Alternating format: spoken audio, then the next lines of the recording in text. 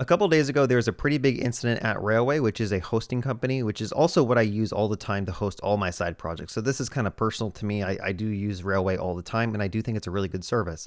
But a couple days ago, their whole Google GCP account just got suspended without notice. So Google basically came in, suspended their account. And when your Google account gets suspended, most of your services also have some type of interruption that you may be hosting on their infrastructure. So I'm going to try to walk through this blog post and just kind of skim on the important parts, but I do think this is kind of important. If you want to host your stuff in a cloud provider, just understand that your stuff is running on a machine. That machine is probably running in GCP or AWS. And at any point, if something along that pathway gets disrupted, your stuff will also be disrupted as well. And I think analyzing incidents like these can help be a good reminder that, hey, if something were to go wrong with your provider, will your customers be affected, or do you have some type of active setup where they will get redirected to a different provider that isn't affected? Okay, so on May 19th, Railway experienced a platform-wide outage after Google Cloud suspended services on their production account. This took our API control plane and databases offline, along with compute infrastructure hosted on Google Cloud. So Railway does have different things deployed on different providers. They have stuff on AWS, they have stuff on Google Cloud, they also have bare metal machines. So when you spin up a new project, that's actually a setting you can choose. If you want to use bare metal, your project is going to run on a bare metal machine that's probably outside of those cloud platforms.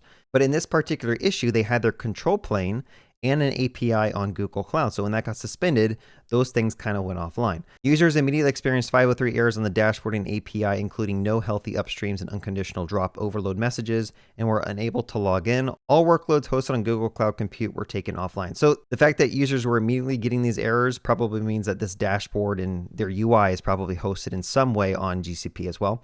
While workloads on our own Railway, Metal, and AWS Burst Cloud environments remained up, Railway's edge proxies relied on Google Cloud hosted control plane APIs to populate their routing tables, causing the outage to cascade beyond Google Cloud. So this is a little visualization of like how their infra may look. Again, this is just generated from ChatGPT by basically grabbing this whole article and pasted it into generating a mermaid diagram. But typically with our hosting provider, you have something called a control plane, which is where you kind of call out and say, hey, I need a new service. Can you figure out what bare metal machine or what cloud machine I should spin up this Docker container on? And the control plane typically orchestrates all that. But also the control plane was used for routing. So if you notice here, when GCP account got suspended, the infrastructure on GCP got disabled, and then also the control plane went down, which means that the routing table was no longer accessible. Now, what exactly does that mean? So when you try to access your service that's running on, I don't know, some random machine, you get an IP, and they typically have like a router that's in front of that. Maybe that's Nginx or Traffic or something,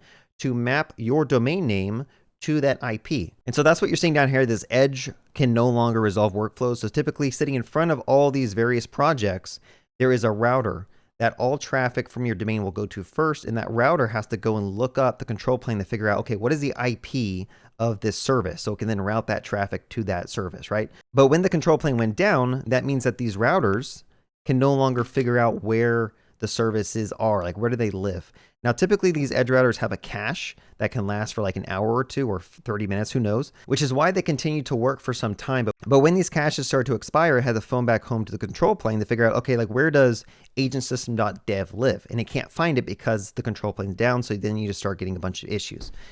As the route cache expired, these other workloads became unreachable, resulting in returning 404 errors as the network control plane could no longer resolve routes to active instances. At peak impact, all Railway workloads across all regions were rendered unreachable. Now, when they say workloads, I don't know if that is including like projects, or is that like the internal workloads of like, I need to spin up a machine or I need to tear down a machine or something.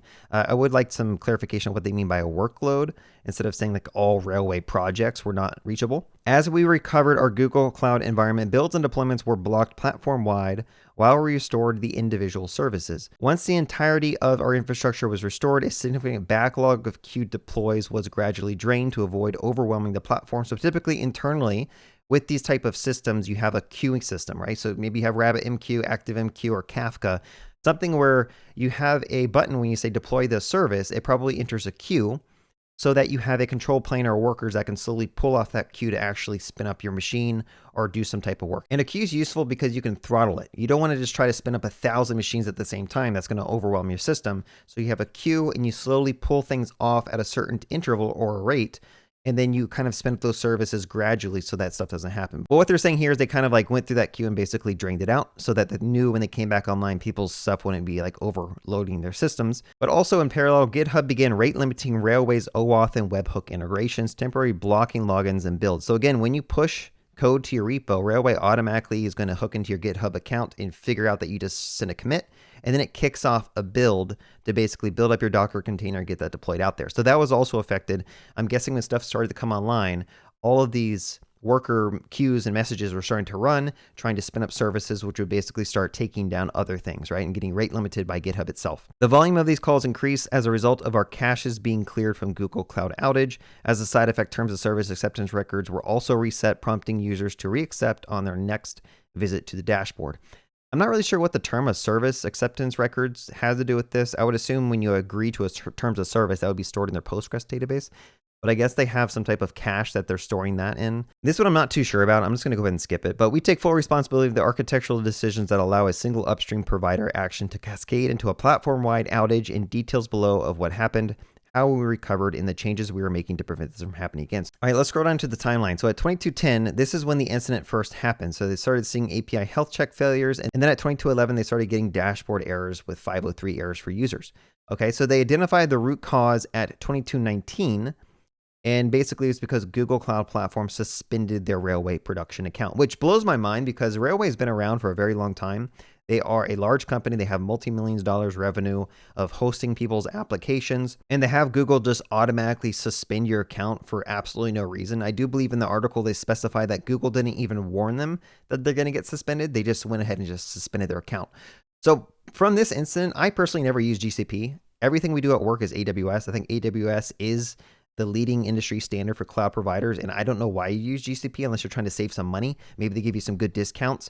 But at this point, I don't know if I even trust Google, because this is not the first time an incident like this has happened on GCP where they basically like block people's accounts or whatnot. But that was the root cause, and then it looks like they filed the ticket. And then about 7 minutes later, GCP account access was restored. So even though that this was a pretty short thing, I mean, this was like 20 minutes from when they first identified it to when hopefully it was unsuspended, all of these services that we talked about have to slowly come back online, right? And you can see here, it kind of took like 9 hours or 8 hours for all this stuff to recover. So even after their account was restored at 2229, it wasn't until 2309 that their first persistent disk came back online. So that's 30 minutes between when they got unblocked and when the first service came back online. And then it took another hour for all the persistent disks to be restored.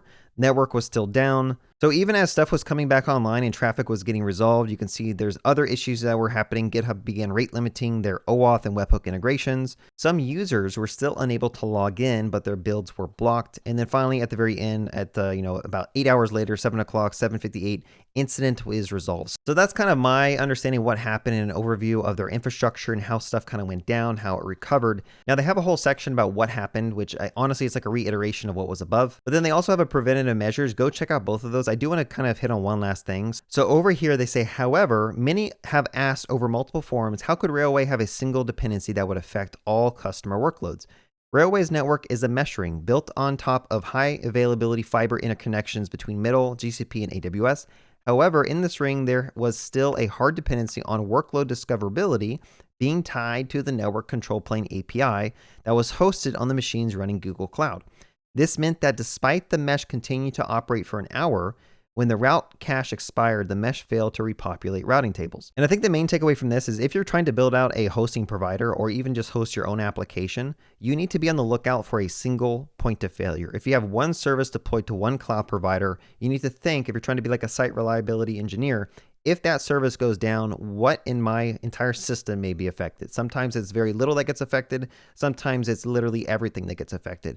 And trying to figure out a good way to architect your system so that in the case of Google suspending your account for whatever reason, your entire system doesn't go down. That's something that you should probably be paying attention to, especially if you're a hosting company and you don't want any downtime for your users. So they mentioned that we are immediately working on removing this dependency, making a true mesh. This means that if any of the interconnects go out, there's always a path between the clouds. As a result of this, we will be extending the high availability database shards across AWS and Metal.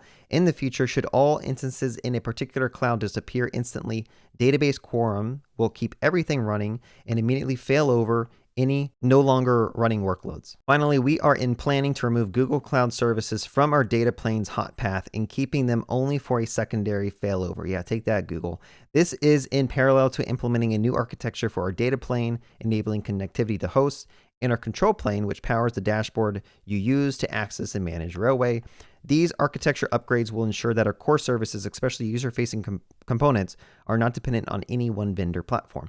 Now, this very last statement is actually really good. Railway owns our vendor choices, and we ultimately own this one. Your customers don't care whether the failure was Google or Railway. They see your product. Your uptime is our responsibility, and we'll keep delivering on it. So at least that they admit that. It's like a lot of people like to push blame on like, oh, as AWS is out, so I guess we'll just have to deal with it, right? No, if AWS goes down, it's still your responsibility, because there are ways to architect the system, if you know what you're doing, to make sure that if AWS or Google goes down, your stuff still runs perfectly fine. All right, so that's about it for the incident. If you guys enjoyed this content, leave a comment below and give me a thumbs up. And otherwise, if you guys are looking for a good hosting provider, like I said, I'm not sponsored by Railway, but I use it for all my side projects. I really just like this service. It's really great.